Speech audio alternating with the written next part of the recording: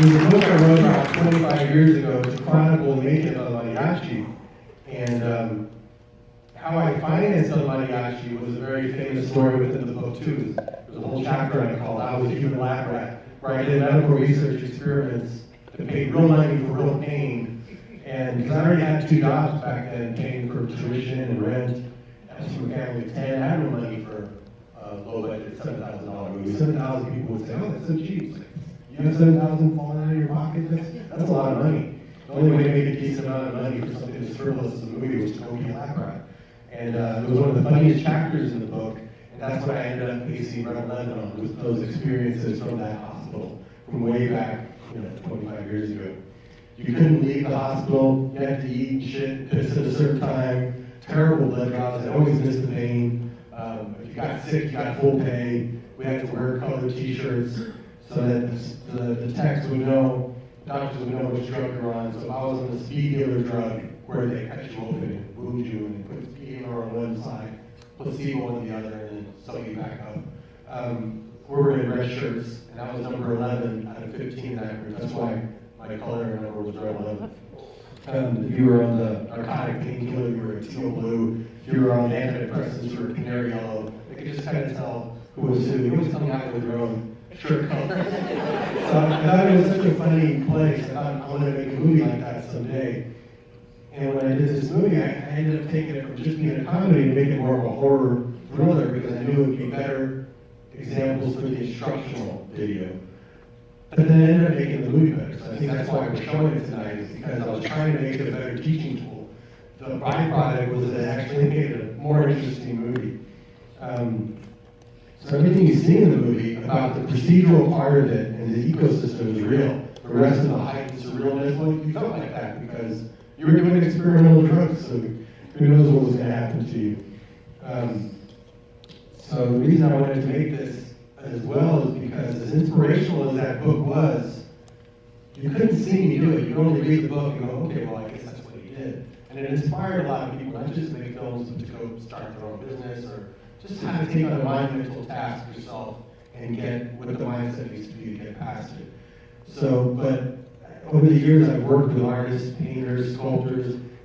By having proximity to them, you learn much more, because seeing is believing. So I wanted to make the documentary, because if you see me do it, and then you see the resulting film, suddenly you can do it. And that's very inspiring. Even if you don't become a filmmaker, just as far as taking on all the challenges you need to take on in life. And it's been working so far. Everyone I've been showing it to has inspired me back, telling me the stories of what they've taken on since they've seen it. So the idea with this film was, even though I've made many films since El Mariachi, looking back, I know that by doing that film by myself, learning every job, making it for very little money, something really magical happened with Mariachi. I was always curious, what would happen if I recreated those same circumstances? That's not a method they teach in any film school. That's my own made-up method, where I found that by learning how to write and shoot and cut and score and do all those jobs, it teaches you more about your primary job. And so I thought, what if I did that again and put the same time limit, 14-day shoot, like I did back then, no crew except for one person on boom, and would magic happen again? And you'll be the judge of that when you see it. I'm happy to report that you can go back to the basics. And if you're a minority or a woman or someone who feels their voice isn't being heard, this method is for you. Because even if you have an idea, and no one believes in you, not even your best friends, you can still go out yourself and make it happen. That's the ultimate empowerment. So the rules was 1 + 1, because Carlos Gallardo, the guy who played El Mariachi, was my +1. He was there every day, because he was in the movie, he was my co-producer. And no other crew members. If you wanted any other help, if an actor was in the scene, they could help me, like do a clapboard or move a light, but that was it. That was the restrictions I gave myself. And so, this script was based on about 20 pages of notes about that hospital that I did during that medical research stint back in, from 1993, we found these old notes. I gave it to my son Racer, and we expanded that into a script just in a couple of weeks.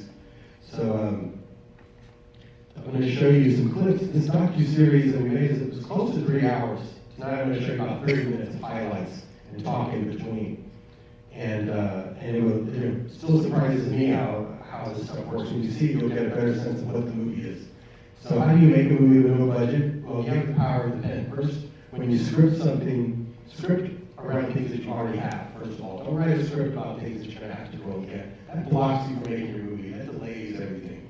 So I try to write around things that I already have and write very fast. I'm going to show you an index card method where the lowly index card can not just help you block out a script, but block out even your whole life. You can plan out your whole life with something like this. You can just be like, I got an idea for a company, and it prompts questions, these little blank cards. You'll see how it works. It's pretty amazing. It's one of my favorite go-tos. So first I'm going to show you a trailer of the movie itself so you get a sense of what the movie looks like, a little 2-minute trailer. And then we'll go into the writing process using cards. I wrote my action, I wrote this. It'll go into some of the casting on how you pick your collaborators. And then it will go into some production stuff, showing some of the horrific elements of the movie. Like, how do you put a hyperbaric needle in someone's eye with no prosthetics? And you'll dig it, and then I'll come back and we'll talk some more. Remember, there's no crew, it's just me and my son. So let's play part 1 of the master class, and I'll be right back. And even as we're doing it, it's hard, it's challenging. I mean, I was telling my son, nobody wants this. This is too much work. We're throwing ourselves out of an airplane with no parachute and having to figure out quickly how to build one before we hit the ground. But who would want to do that to themselves? We would. We want to take on this challenge. So we'll come out on the other side changed people, even if we fail.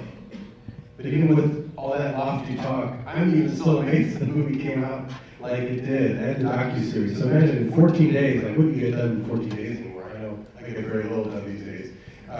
We shot the feature you're about to see and this 2.5, almost 3-hour docuseries in those 14 days. So it seemed impossible at the time, but now looking back, I'm so glad we took it on because creativity and the creative spirit rewards you by showing up and doing at least half the work. You'll see that that's the only thing holding this movie up is the creativity. It's much better than it has any right to be without such limited resources, and that's what I think you'll find the most inspiring.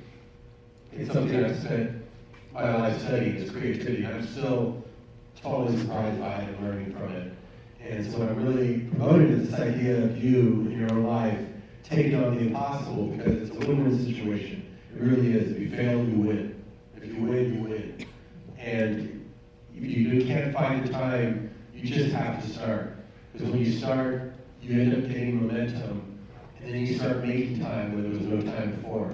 I just started making that movie. I was too busy to make the whole movie, doing Alita. But as we started and started shooting and started seeing what we were getting and seeing how much creativity was showing up, I started making time to finish it and inventing time out of nowhere. And that's why I haven't finished film, is because it sucks you in. But if you don't start, you don't get that momentum. And a lot of people make the mistake. I have friends who, as I talk to them, they say, I have a project. I had a friend who told me this the other day. He said, I have a project. All the pieces are pretty much there too. I just have to start it. I just need to do it right. And I said, no, that's not even good enough. Because when you say, I just have to do it, you're kind of picturing the whole mountain you have to climb. You're thinking about the beginning and the middle and the end. And if I did that with grade 11, I never would have started. I knew it was just too much work. So don't commit to doing just doing it. That sounds too big already. Just commit to starting. So just start. Don't think about just doing it. You're thinking about the whole mountain. Just start, climb. And then you'll get momentum. And then you'll find you can move mountains. You'll find that you can invent time where there was no time before. You'll make time where there was none. And you won't get that unless you start. So, dial it back even your sense of commitment to just starting. That's the most powerful thing you can do, is just to start something. And you're on the right track, and all your friends say, you're crazy. You're on the right track. Just keep going. Don't wait for the ideal time. That'll never happen. That's the other thing. It was not the ideal time to make this movie. That's just when we got the funding for it, for the whole docuseries and everything. It was right when I was finishing Alita. It was the worst time. Even just 6 months earlier would have been better because the effects weren't coming in yet. But you just have to go for it, because you just have to take any window of opportunity there is. There'll never be a right time to take on some big project. And that's how life is. Life throws at you at the worst possible time, and you have to roll with it. Art should not be any different.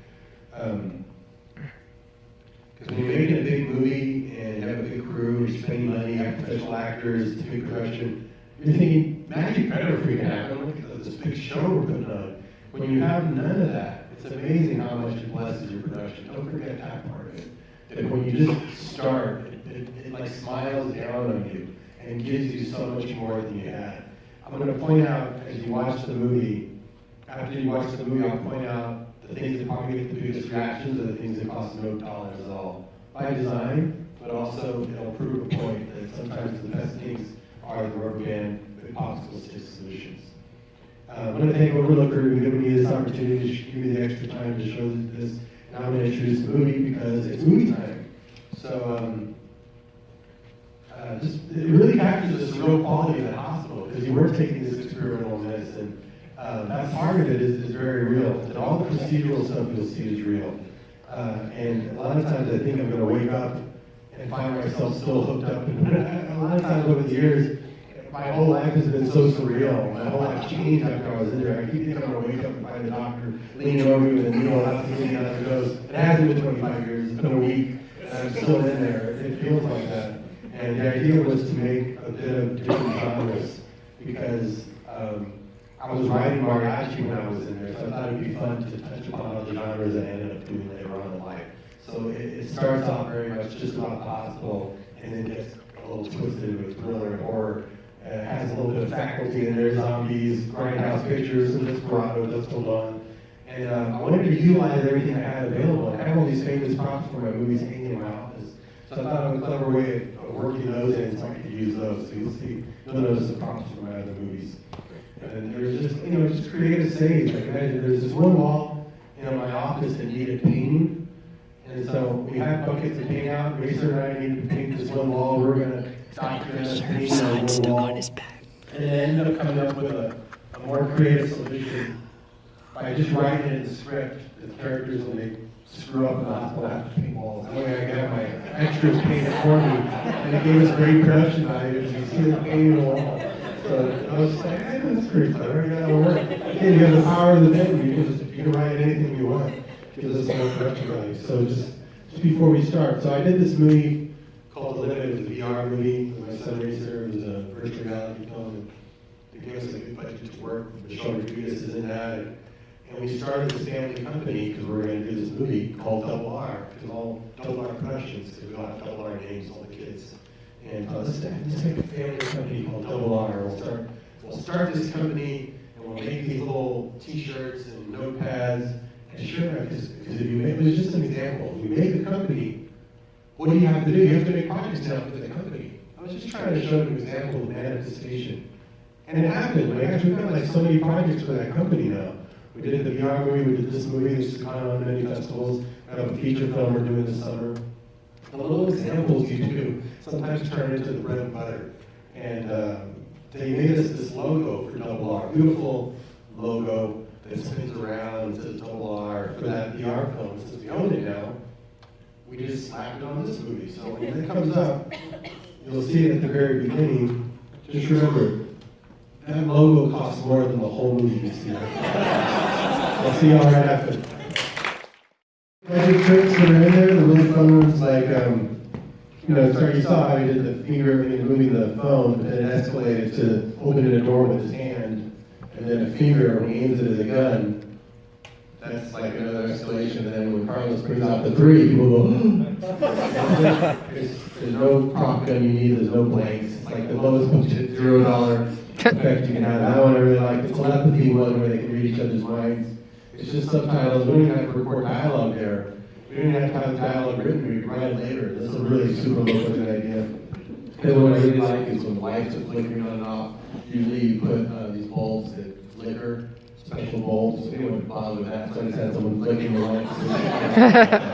And you can create all sorts of mystery. And then score, the character's score, I mean, that's just, he literally just hitting random keys, and I have to figure out later what notes he was playing. So it's editing it, scoring it, re-editing it, rescoring it, just kind of screwdriver work to make that happen.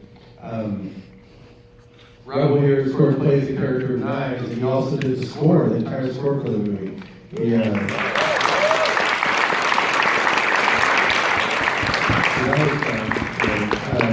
Racer's my one crew member. He acts in the movie, but also recorded the sound and the stunts. Magenta 6 really does have, Lauren really does have that scar on her face, which gave us immense production value. It looks so real. Catherine was played by the administrator at the beginning, here at the end of the movie. She's our super special guest tonight, because she also appears in the faculty, which we're going to watch next. That was the first time we worked together. There's a scene early in the film where police are called to the school, and the faculty, and there's two cops, there's a male cop and a female cop, and you'll see her there with the hair up, and her red hair, that's her, so look for her there. There's just a lot of great things you can do, like this DCP, if anyone's ever made a movie, just to show a DCP, it's called a DCP in a theater, it costs you it would have cost as much as the movie to make that, but there's something called DCP-O-Matic. It's a free software you can create show DCP. I didn't want to say that before in case it farted out, but it was a free program that did. But, for just do the equivalent, find the equivalent in your life to take on a big project, because it brings you so much blessings and so much joy. Did you find anything, I never got to ask you this on stage, super interesting about doing a project like this? What was your takeaway from it? Oh man, definitely just coming up with answers every single day for all the problems of the day. Just usually, like you said, it's an hour before it happens. Definitely that was the most interesting, because solving problems is actually the most fun part of the task. So it's definitely the biggest takeaway.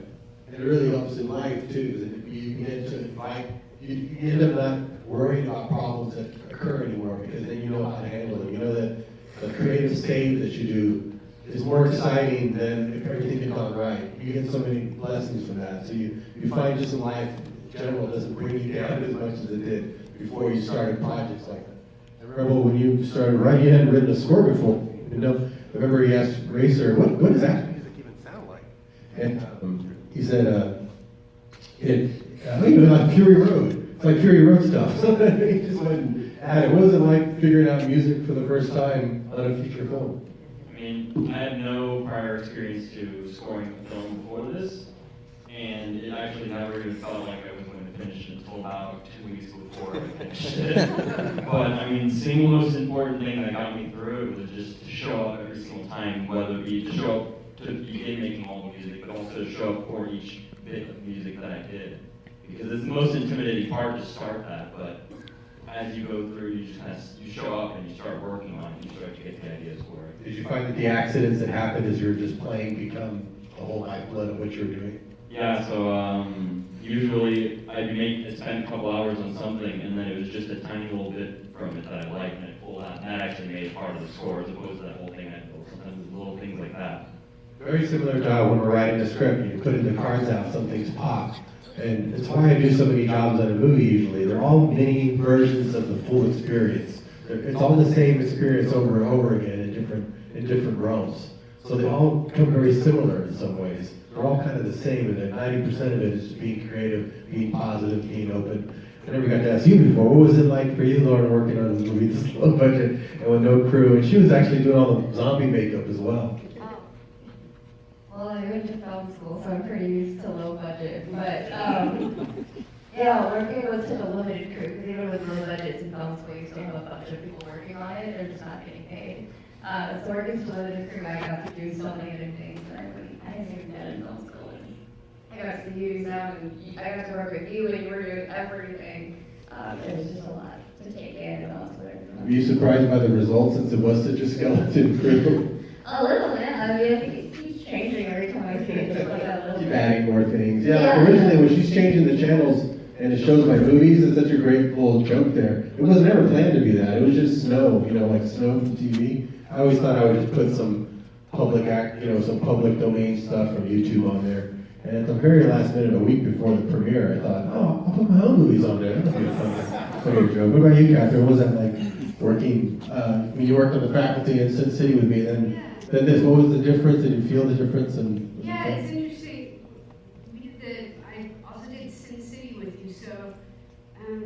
what's so great about independent film, and I haven't done an independent film for a minute, is that the pace is faster, everyone is working together, little things surprise you that kind of bring life. Sometimes they're fuck-ups, and sometimes they're just like, in the moment, something will happen. It's such magic.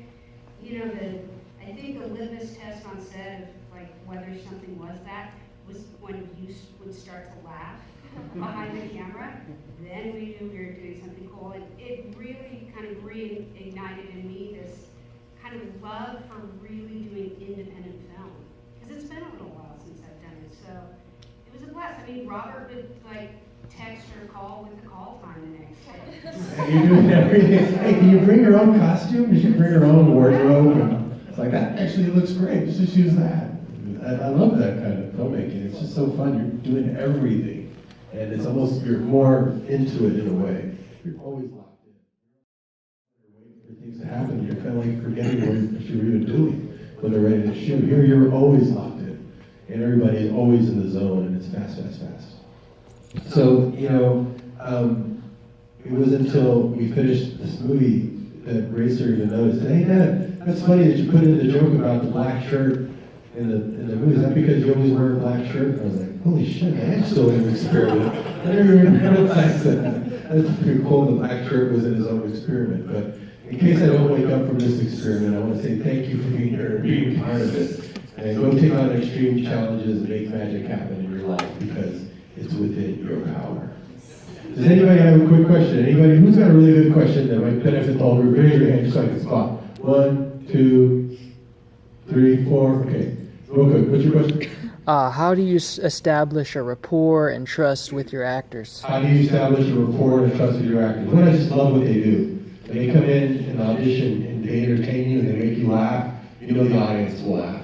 And it's just out of a mutual love of trying to create a character. That's the most fun, because you write something down, but then when they come and show up and bring their own life to it, their own juju comes out, you get really excited about that, because that's like the lowest budget effect you could have, and it's the most powerful, because people are going to relate to that more than any special effect. Up there in the camera. Yeah, you legendarily do many different jobs on set, shoot, edit, score. How do you, and each one of those is a skill in itself, how do you balance that without going completely mad while making a movie? I find it easier to do each job at the same, they're not all at the same time. So in a way, when you're writing, you're just writing. Then you get tired of writing after a while. Then you're shooting. And I like being right there with the actors. So when you're also the DP, you're right there with them operating the camera. And then when that's all done, you can't wait to edit, because that's getting into the kitchen now, working with all those ingredients. If you don't cut it the right way, a lot of it is the editing that makes some of that really pop. And if you just hand that to someone else that wasn't even there, you're going to spend a lot of time trying to salvage something that you couldn't have got right the first time. And then you go in and do the music. A lot of times I do the score, and now I get to see Rebel do it and work with him. And you're in a different part of it. And by the time you're done shooting, you're ready to edit. By the time you're done editing, you're tired of that, and you want to go back to writing again. You're always jumping to the next one. And each one feeds the other. So I find that the more you do, the more you learn about your primary job. Because you're learning about creativity from a bunch of different angles. So I find it very helpful to just know all those jobs. Instead of sticking to one job, if you just stick to one job, you barely know that job. You know, the creative aspects of creativity are only really explored by jumping from job to job.